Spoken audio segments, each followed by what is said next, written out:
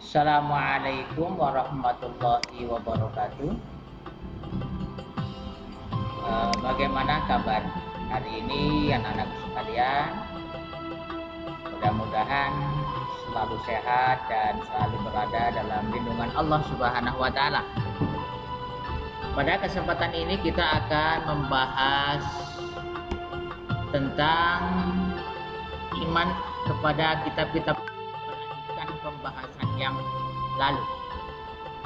Namun sebelumnya marilah kita berdoa terlebih dahulu agar diberikan kelancaran dan diberikan kemudahan di dalam memahami ilmu yang akan kita pelajari, yaitu dengan membaca basmalah bersama-sama. Bismillahirrahmanirrahim. Baiklah anak-anak sekalian, kalau pada pertemuan yang lalu kita sudah bahas tentang pengertian kitab, perbedaannya dengan suhuf, kemudian apa itu iman kepada kitab-kitab Allah dan kitab-kitab apa saja yang pernah diturunkan oleh Allah. Kita sudah bahas pada pertemuan yang lalu. Untuk sedikit mengingat bahwa kitab Allah yang pernah diturunkan itu ada 4 ya. Yang pertama kitab Taurat yang diturunkan kepada Nabi Musa, kitab Zabur yang diturunkan kepada Nabi Daud, kitab Injil yang diturunkan kepada Nabi Isa, dan kitab Al-Quran yang diturunkan kepada Nabi Muhammad SAW. Pada kesempatan ini kita akan membahas satu persatu. Yang pertama akan kita bahas adalah kitab Taurat terlebih dahulu. Baik anak-anak sekalian, kitab Taurat adalah kitab yang diturunkan kepada Nabi Musa. Nabi Musa itu berasal dari bangsa Bani Israel. Di dalam bahasa Ibrani, di bahasanya Bani Israel, Taurat itu berasal dari kata Torah atau Torah yang artinya instruksi atau hukum, karena memang di dalam kitab Taurat itu mengandung aturan-aturan tentang hukum-hukum. Nah, kitab Taurat ini diturunkan kepada Nabi Musa di Bukit Sinai atau Bukit Tur Sinai, sama saja, yang berada di semenanjung di negara Mesir ya. Semenanjung Sinai itu ada di negara Mesir, terletak antara benua Afrika dan Asia, sekitar 450 km dari ibu kota Kairo. Nah, jadi bahasanya adalah bahasa Ibrani ya. Umatnya disampaikan kepada umat atau kaum Bani Israel. Agamanya terkenal dengan istilah agama Yahudi.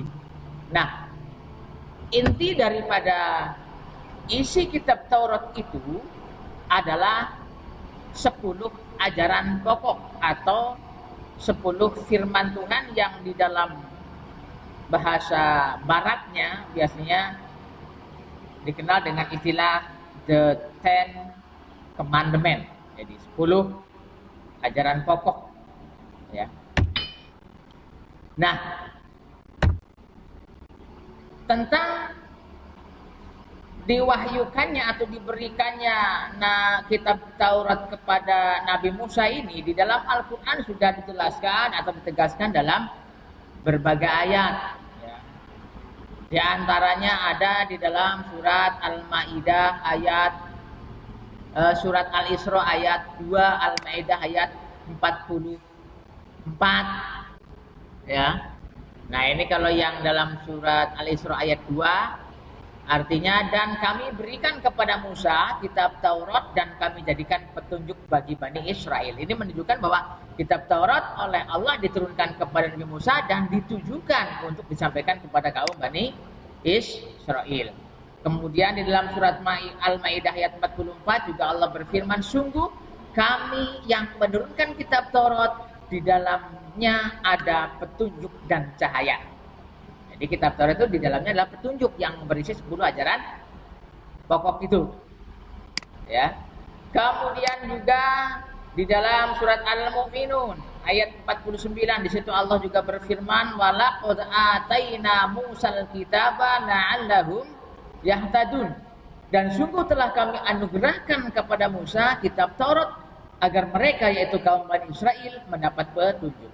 Nah, dari ayat-ayat tersebut maka jelas bagi kita sebagai orang Islam wajib mengimani, wajib meyakini bahwa kitab Taurat itu adalah salah satu kitab yang diturunkan oleh Allah kepada Rasulnya yaitu Nabi Musa alaihi salam. Kita harus beriman, harus yakin.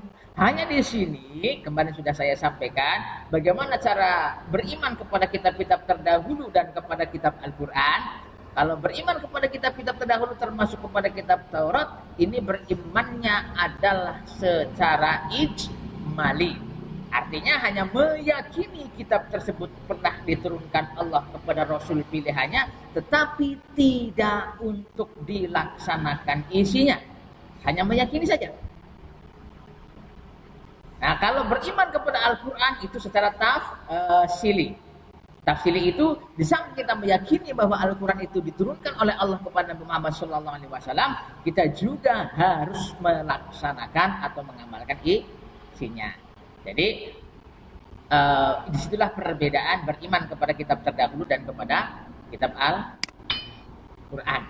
Nah, kemudian tadi saya sampaikan bahwa kitab Taurat itu terdiri dari 10 ajaran pokok. Apa saja sih 10 ajaran pokok tersebut?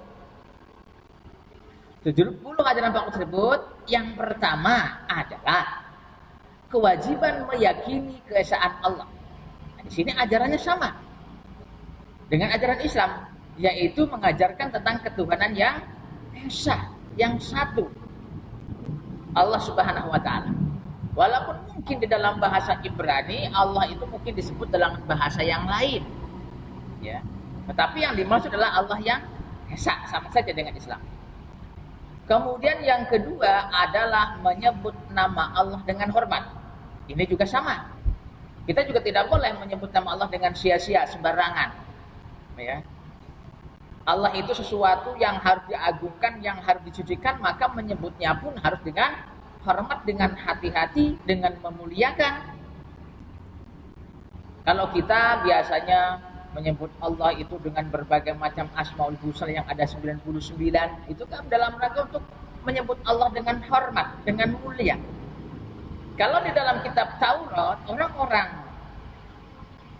Bani Israel itu menyebut Allah atau Tuhan yang esa ini hanya berani dengan menggunakan huruf-huruf yang suci.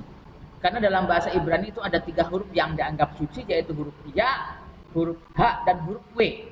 Maka untuk menyebutkan Allah yang suci itu biasanya memanggil dengan sebutan Yahweh atau Yahwa. Gitu ya.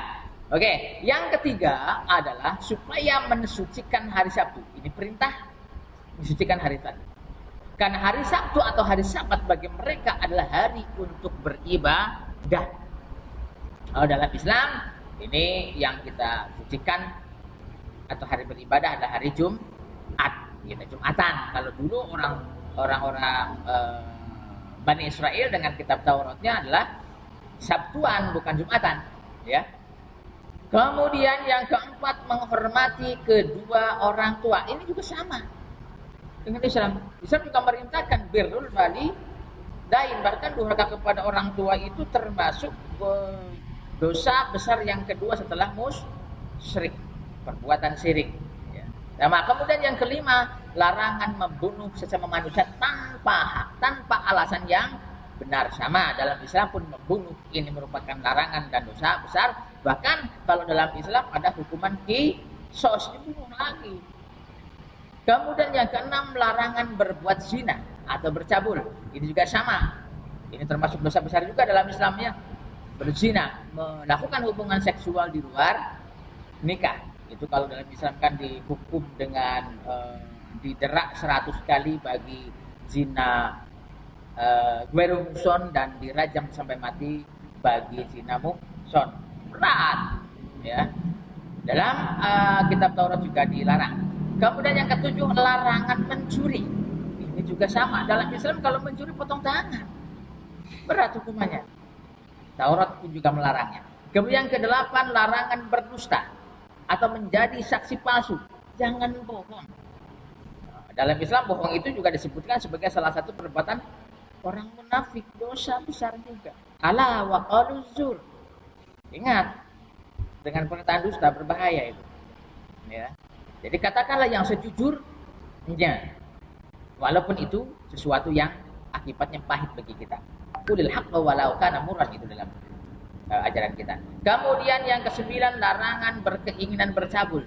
Berbuat cabul tidak boleh berzina, berkeinginan berbuat cabul juga tidak boleh, hanya ingin saja. Dalam Islam disebutkan wala taqrabuz zina, janganlah kamu mendekati zina, mendekati saja tidak boleh. Artinya melakukan perbuatan-perbuatan yang mengarah kepada perzinahan. Ini juga dilarang dalam kitab Taurat, sama ya dengan Islam. Kemudian larangan mengambil hak orang lain. Sampaikanlah hak itu kepada yang berhak. Ya, amanah harus dipelihara, harus dijaga, harus disampaikan kepada yang berhak. Jangan diselintut, termasuk korupsi itu kan mengambil hak orang lain. Ya. Dan jangan dikira ketika kita menjadi orang kaya, karena di dalamnya ada hak zakat yang harus diberikan kepada fakir miskin, kalau kita tidak berikan, itu berarti sama dengan mengambil hak orang lain. Itu tidak boleh. Nah, intinya di dalam 10 ajaran pokok yang terdapat dalam kitab Taurat ini sama semua dengan ajaran Islam. Wajar karena memang asalnya juga dari satu sumber, yaitu Allah Subhanahu wa taala. Hanya satu hal yang berbeda di sini, yaitu yang nomor 3. Supaya mensucikan hari Sabat atau hari Sabtu. Kalau dalam Islam hari Jumat, itu aja. Tapi yang lain sama. Oke. Selanjutnya,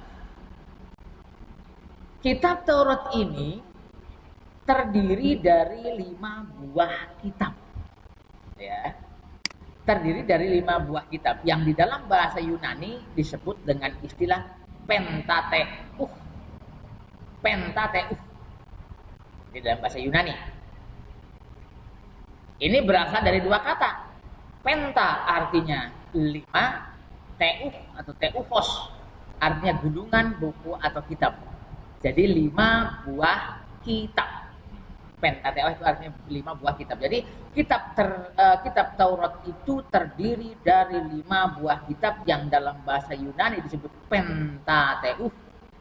Apa saja itu kelima buah kitab tersebut? Nah, yang pertama adalah kitab Kejadian. Yang kedua kitab Keluaran. Yang ketiga kitab Imamat. Yang keempat kitab Bilangan. Dan yang kelima kitab Ulangan. Dan perlu saya sampaikan di sini, biasanya oleh kaum Nasrani atau orang-orang Kristen sekarang ini, kitab Taurat ini disebut dengan istilah perjanjian lama atau Old Testament. Sedangkan Injil oleh mereka disebut dengan perjanjian baru, New Testament. Jadi Taurat perjanjian lama, kalau Injil disebut dengan perjanjian baru. Oke, sementara itu yang bisa disampaikan. Nanti pada pertemuan berikutnya kita akan membahas kitab yang kedua, yaitu kitab Zabur yang diturunkan kepada Nabi Daud alaihi salam. Demikian, marilah kita tutup dengan bacaan hamdalah bersama-sama. Alhamdulillahirabbil alamin. Wassalamualaikum warahmatullahi wabarakatuh.